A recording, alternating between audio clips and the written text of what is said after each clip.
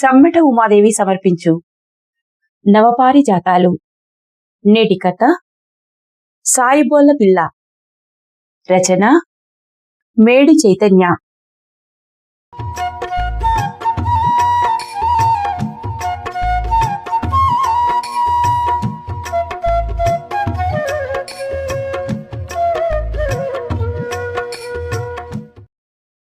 మా తాటాకు కప్పు కర్ణాల్లోంచి అల్లం వాసన వస్తుందంటే సాయిబు గారు ఇంటికొచ్చారని నాకిట్టే అర్థమయ్యేది.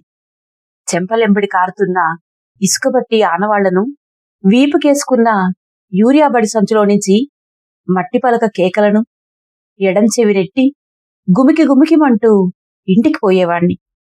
పొయ్యి మీదున్న సట్టి ముందు ముక్కు పెట్టి వేడి ఆవిరికి ముఖమంతా చెమటలు పట్టేంతవరకు ఉండటం ఇష్టం. అమ్మా, నాకీరోజు పెద్ద గ్లాసులో అల్లం టీ పొయ్యాలా అనే నా కేకకి అది సొంటి కాపీ అనే సాయిబుగారి నవ్వు జత కలిసేది. టీ పోసిందే అదనుగా గుప్పు గుప్పుమని ఊదుకుంటూ తాగేవాళ్లం.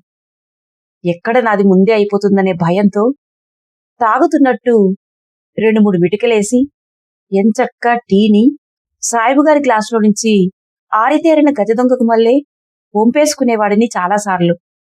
నాకు ఊహ తెలిసిన కాడ్నుంచి మా ఇంట్లో మా గూడెపోళ్లు తప్పించి మా టీ తాగేది ఊరంతటిలోకి ఒక్క సాయిబుగారు మాత్రమే. ఆయనది నాన్నది స్నేహం ఒక 20 ఏళ్ల నాటిది. సంపాదించిన 10 రాళ్లు ముండలకు తగిలేస్తూ నోరు మెరుపుతోందని రేతిరి కాగానే బొక్కలిరిగేలా అమ్మని గొడ్డును బాదినట్టు కొట్టేవాడట నాన్న. తాగుబోతు ఈ నా కొడుకు ఈ పిల్లనెక్కడ చంపేస్తాడనే భయంతో నానమ్మ ఒక నడిజాము కాడ సడీ సప్పుడు లేకుండా కాలిబాటన అమ్మని వాళ్ళ పుట్టింట్లో దిగబెట్టిందంట.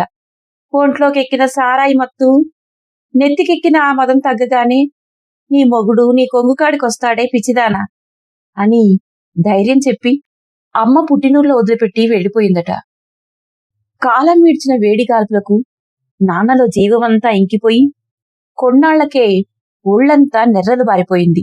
వెర్రిబాగులోడి నవ్వొకటి ఆ చీకిపోయిన దవడబొక్కలకు అతికించుకొని కొద్ది కాలం జీవితాన్ని నెట్టుకొచ్చాడు ఒంటరిగా.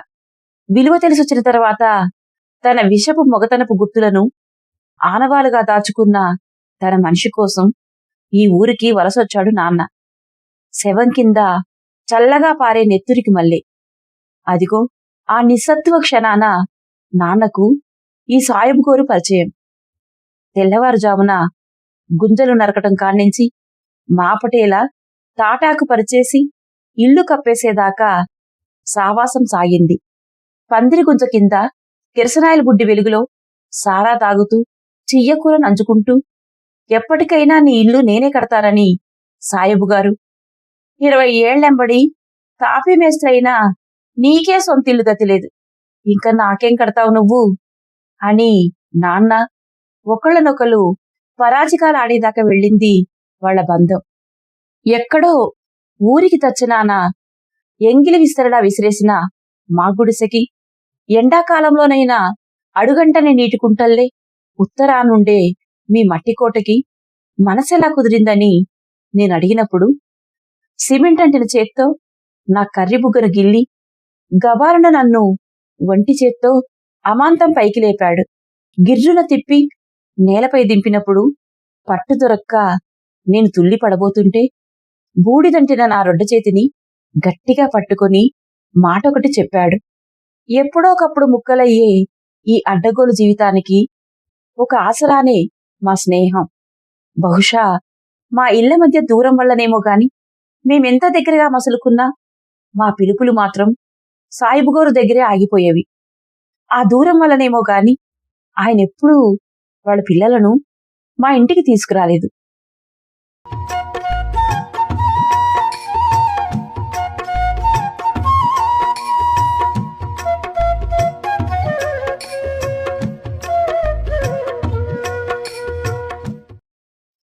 వానొస్తే గుడ్డలు తీసి లోపలయ్యి అని చెప్పి అమ్మ పనికిపోయింది. చిన్నబడికి గూడానికి దూరం ఎంతంటే ఓ 2 పాటలు స్పీడుగా పాడుకునేంత. మా తొడపాషం కమలాకర్ సారు పాఠం చెప్తుంటే డామ్ అని ఉరిమింది. వాన ఎక్కువైతే సర్కారు కంపపై ఎండేసిన పూల చొక్కా తడుస్తుందని ఇంటికి ఉరికా. గుడ్లలో కన్నీళ్లు కుక్కుకుంటూ కళ్ళు నేలకు గిరాటేసి బయటికి పోతున్నాడు సాయిబ్ గోరు మా గుడిసెలో నుంచి. అమ్మోళ్ళు ఇంట్లోనే ఉన్నట్టున్నారు. అయినా బట్టలు తీయలేదని కోపం వచ్చింది ఇద్దరి మీద. నులకమంచపు తాడు మురుసుకొని నాన్న వీపంతా మట్టి ముద్రలు, తాటాకు సూరుకంటిన పొయ్యిమసిలో ఆయన చూపు దేన్నో వెతుకుతున్నట్లు అనిపించింది. గ్లాసులో పోసిన టీ మీద ఈగలు వాలకుండా బయట కొంగుతో విసురుకుంటూ సాయిబ్ గోరు వెళ్లిన వైపే దిగులుగా చూస్తుంది అమ్మ. వయస్సుకు మించిన విషయాలలో తలదూర్చి ఇదివరకిట్టే 2 మాటలు ఒళ్ళు సాపు చేసుకున్నా. అప్పుడబ్బిన జ్ఞానంతో మారు మాట్లాడకుండా కంప మీద నుండి తీసిన బట్టలన్నీ లోన దండం మీద వేసి తర్వాత పిరియడులో ఆ శోషలోడి గోస వినడానికి మూలుగుతూ బడికెళ్ళా. 3 రోజుల తర్వాత మా చెవిటి ముసల్ది సాయిబోల పిల్లెవరో గూడెంకొచ్చిందంట కదరా అని అరిచింది. మాకెదురుగా ఉన్న పాకలో జనం గుమిగూడారని గమనించలేదు. ఆత్రం ఉండబట్టలేక ఒక్క ఉదుటున మా కొంపకి ఎదురుపాకకి మధ్య ఉన్న రేగ్గంపను దూకా. గుంపును పక్కకు జరిపే సత్తువలేక చుట్టూ ఒక తూపు తిరిగి తాటి చెట్టంతుండే మా చిట్టితాత కాళ్ళెంబడి పాకుతూ మా హనుమంతుగాడి పాకలోకి దూరా.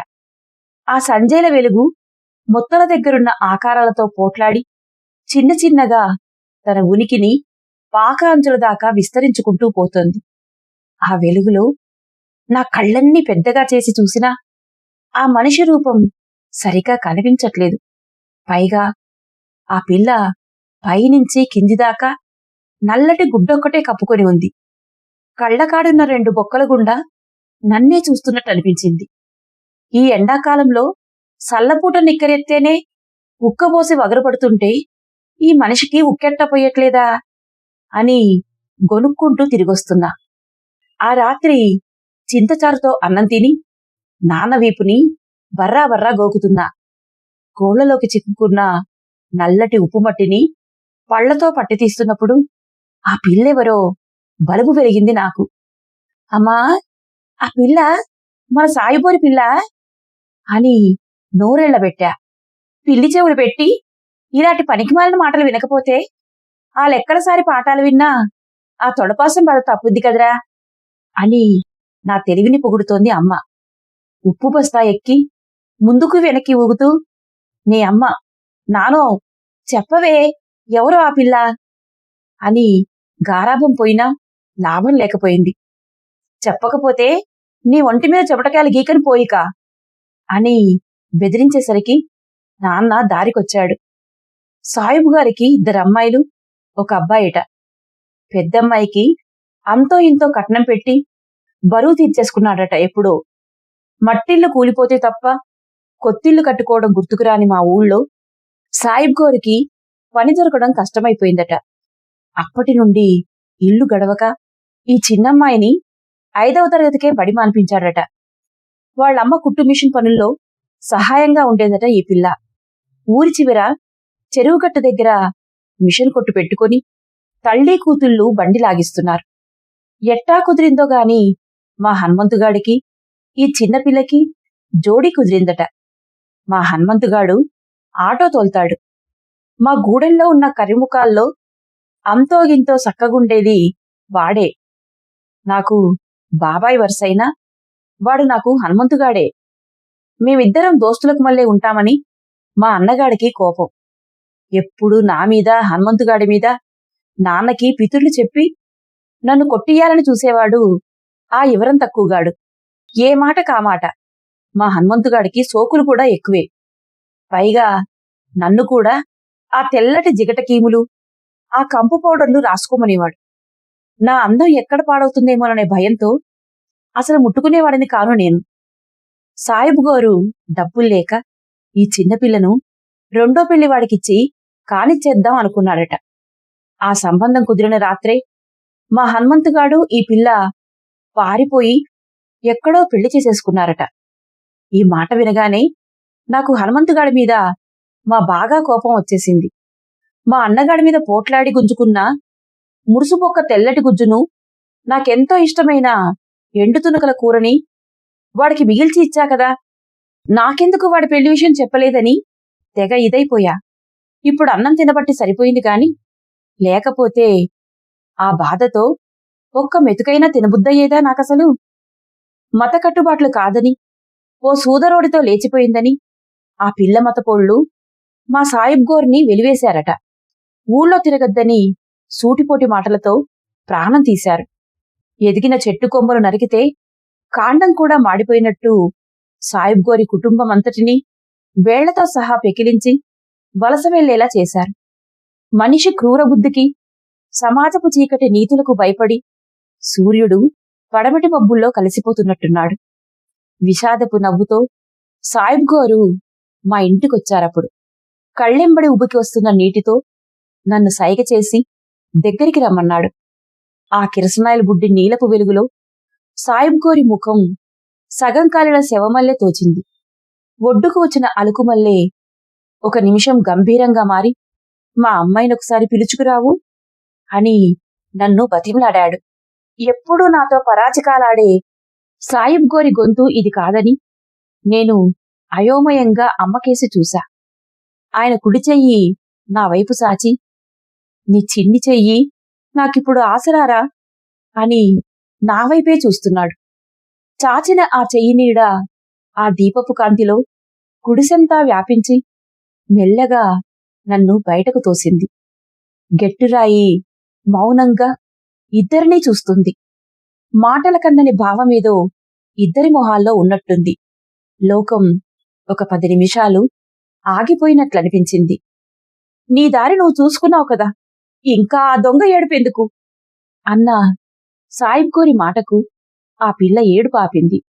ఇంకో 2 నిమిషాల నిశ్శబ్దాన్ని చీకటి తనలో కలిపేసుకున్నాక సాయిబ్ గోరు ఏదో గుర్తుకొచ్చిన వాడికి మళ్ళీ వడివడిగా నడుచుకుంటూ వెళ్ళిపోయాడు.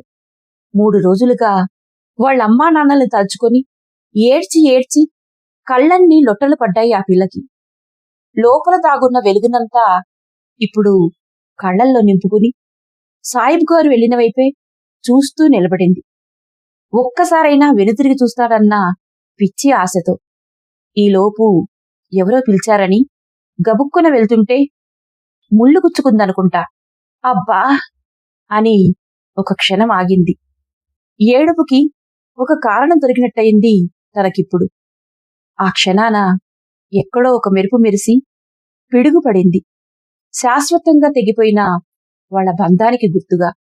అదే నే చివరిసారి సాయిబ్ గోర్ని చూడటం. అది మొదలు ఇప్పటి వరకు మా సాయిబ్ గారి ఊసేలేదు ఊర్లో.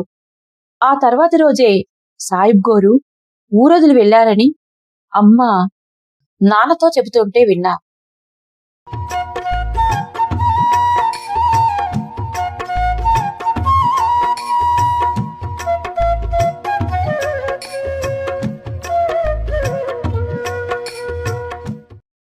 గతకాలపు విపత్తులను, గడ్డు కాలాన్ని తనలో కలిపేసుకుని తనని తాను కొత్తగా మార్చుకుంటుందనుకుంటా ఈ ప్రకృతి. కాని జీవమున్న మనం ఆ మానని గాయపు గుర్తుల జ్ఞాపకాలను కడదాకా మనవెంటే మోసుకెళ్తామనుకుంటా. హనుమంతుగాడు కాస్త బాబాయ్ అయి నాకొక సాయిబు పిన్నం దొరికింది. బాబాయ్ దగ్గరున్న చనువు కొద్దీ పిన్నం చుట్టూ తిరిగేవాడిని. ఎక్కడ నన్ను ముట్టుకుంటే నా కర్రితనపు చారలు తన ఎర్రటెరుపు ఒంటికి అంటుకుంటుందనే భయంతో దగ్గరకు తీసుకుంటున్నా సిగ్గుపడుతూ దూరం దూరం జరిగేవాడిని. నీక్కూడా మా ఓళ్ల పిల్లనొకదాన్ని చూస్తాను అని ఆట పట్టిస్తే నాకొచ్చే ఆ పిల్లని మసిబారకుండా ఎట్టా ముట్టుకోవాలనే ఊహల్లో తేలిపోయేవాడిని. గూడెంలో సొంత భూమంటూ ఎవరికీ లేదు గనక అందరూ కమ్మోళ్ల పొలంలో పనులకు పోయేవాళ్లు. పిన్నం ఎలాగూ పొలం పనులు చేసిన అలవాట్లేదు కాబట్టి ఒక మిషన్ తెచ్చుకొని బట్టలు కుట్టడం మొదలుపెట్టింది. మిషను గూడెంలో ఉండేసరికి ఊళ్ళో వాళ్లు ఎక్కువగా వచ్చేవాళ్లు కాదు. మా గూడెంలో ఏముంటాయి కుట్టడానికి? 4 పీలికలైన రవికెలు, చింకిపోయిన లుంగీలు, చిరిగిన లంగాలు తప్ప. ఆ ఏడాది నేను 10వ తరగతి. పొద్దున్నే స్పెషల్ క్లాస్కి వెళ్తున్నప్పుడు మొదలుపెట్టేది పిన్నం తన పని. మళ్ళా నేను తిరిగి సాయంత్రానికి వచ్చేదాకా ఏదో ఒక పని చేస్తూనే ఉండేది. అమ్మలక్కలందరూ ఆదివారం ప్రభు యేసు గుడికెళ్తున్నా తాను మాత్రం ఆ రోజు కూడా ఏదో ఒక చింపిరిగుడ్డ కుడుతూనే ఉండేది. మా హనుమంతుగాడికి ఇంకా యవ్వనపు ఛాయలు పోలేదు. ఆటో కిరాయి డబ్బులు వాడి ఎచ్చులకి తిరుగులకే సరిపోవడం లేదు. పిన్నం కడుపులో ఒక కాయ పడ్డాక ఇక ఆమె ఒంటితో పనైపోయిందని తనని పట్టించుకోవడమే మర్చిపోయాడు. ఇల్లు గడవకపోతే తనకు చేతకాని వరికోతకి మిరపతోటకి కూడా వెళ్ళింది పిన్నం. అప్పుడు తను గర్భిణీ కూడా. తొలిచూరి కాన్పు అమ్మవాళ్ళ ఇంట్లో జరగాలిరా అని నాకు చెప్పి ఏడ్చింది. మా ఇంటికి తీసుకుపోతా పద పిన్ని అని చెప్పినప్పుడు రెక్కాడితే గాని డొక్కాడని మా స్థితి తెలిసి నవ్వుతూ వద్దులేరా మీకెందుకు ఆ కష్టం అని చెప్పింది. నా ఇంటర్ మొదట్లో అనుకుంటా తనకి ఒక బాబు పుట్టాడు. వాడే లోకంగా అప్పటి నుండి ఇంకా ఎక్కువ కష్టపడటం మొదలుపెట్టింది పిన్నం. ఇంట్లో గడవని విషయం క్రిస్మస్ పండగకొచ్చిన వదినలకు తెలియకుండా తాను దాచుకున్న మిషన్ డబ్బుల్లో నుంచి కొంత తీసి వాళ్ళకి చీరలు పెట్టింది. ఎప్పుడూ ముట్టుకోని గొడ్డు మాంసాన్ని కడిగి కూర చేసి పెట్టింది ఇంటిల్లిపాదికి. కట్నమేమీ తీసుకురాలేదనే అత్త సూటిపోటి మాటలను తన నవ్వులోనే కలిపేసుకునేది. కాలు విరిగి అత్త మంచాన పడితే బువ్వ కాడ్నించి అత్త పీతురుగుడ్డలు కూడా ఉతికి చంటి బిడ్డల్లే సాకింది. మామ చీపుర్లు అల్లిపెడితే వాటి నమ్మి పదో పరకో సంసారానికి వాడేది. డిగ్రీ చదవటానికి నేను హైదరాబాద్కు వచ్చిన ఈ 3 సంవత్సరాలలో పిన్నంతో కలిసి మాట్లాడింది చాలా తక్కువ. వయస్సు పెరిగే కొద్దీ చనువు తక్కువయిద్దో లేక బంధాలు బలహీనపడతాయో నాకు తెలియదు కాని పిన్నం గుర్తుకొచ్చినప్పుడల్లా నాకు నేను ఒక దోషిలా కనపడేవాడిని. తన ఊసులు, గోడు, బాధలు, ఇష్టాలు చెప్పుకోవడానికి తనకంటూ ఎవరూ లేరు కదా గూడెంలో అని బాధపడేవాడిని. మొన్న రేతిరి ఇంటికి ఫోన్ చేస్తే అమ్మ చెప్పింది పిన్నం ఇప్పుడు కడుపుతో ఉందని. పోయినేడాది కూడా ఇలాగే కడుపుతో ఉన్నప్పుడు వరిపొలం గెనం మీద కాలు జారి పడితే గర్భం తీసేశారట. డాక్టర్లేమో 2-3 నెలలు మంచం దిగకూడదు అని చెప్తే నాతోనే పనులన్నీ చేయించుకుంటున్నావటే ఓ లంచముండా అని అత్త అనరాని మాటలు అంటుంటే 2వ వారానికే వరి నూర్పులకు పోయిందట పాపం పిన్ని. అసలు ఆ 2వ సంబంధమే చేసుకుంటే ఇలానే ఉండేదా తన జీవితం? పిన్నంకి ఎప్పుడైనా అనిపించిందా ఇలా కులం కాని కులం, మతం కాని మతం వాణ్ణి ప్రేమించి పెళ్లి చేసుకుని ఏమి సుఖపడ్డానని? ఇంటికొచ్చిన మరుక్షణమే పిన్నాన్ని చూడ్డానికి పరిగెత్తుకెళ్ళా. వాన చినుకులు తెరలు తెరలుగా పడుతుంటే తనలో తానేదో గొనుక్కుంటూ దండం మీద ఆరేసిన బట్టలు తీస్తుంది. ఆ మిషను మీద ఎడతెరిపి లేకుండా ఒంగోని కుట్టడం వల్లనేమో లేక మోయలేనంత బరువు చిన్న వయసులోనే మీద పడిపోవడం వల్లనేమో గాని గూని వచ్చినట్టుంది పిన్నంకి. కుంటుకుంటూ ఇంట్లోకి వెళ్తున్న పిన్నాన్ని చూస్తుంటే 5 సంవత్సరాల క్రితం ఆ నల్లగుడ్డ పరదా వెనకాల బిక్కుబిక్కుమంటూ కన్నార్పకుండా నన్ను చూసిన మనిషేనా ఈ మనిషి అని అనిపించింది నాకు. ఏదో గుర్తుకొచ్చినట్టు వెనక్కి తిరిగింది. నేను కనిపించిందే తడవు. నల్ల కప్పేసిన ఆ మొహంలోని కనుగుడ్లన్నీ ఇంత పెద్దవిగా చేసి సాయబ్ గోరిమల్లే దగ్గరికి రమ్మని సైగ చేసింది. నా చింపిరి జుట్టును పట్టుకొని మా సాయిబోల పిల్ల ఉంది గాని పెళ్లి చేసుకుంటావా అని ఒక్కసారిగా గుండెల నిండా నవ్వింది. ఆ నవ్వులో గడిచిన 5-6 ఏళ్ల తన జ్ఞాపకాలు ఒక్కటై నా ఒడిలోకి చేరుతున్నట్టు అనిపించాయి.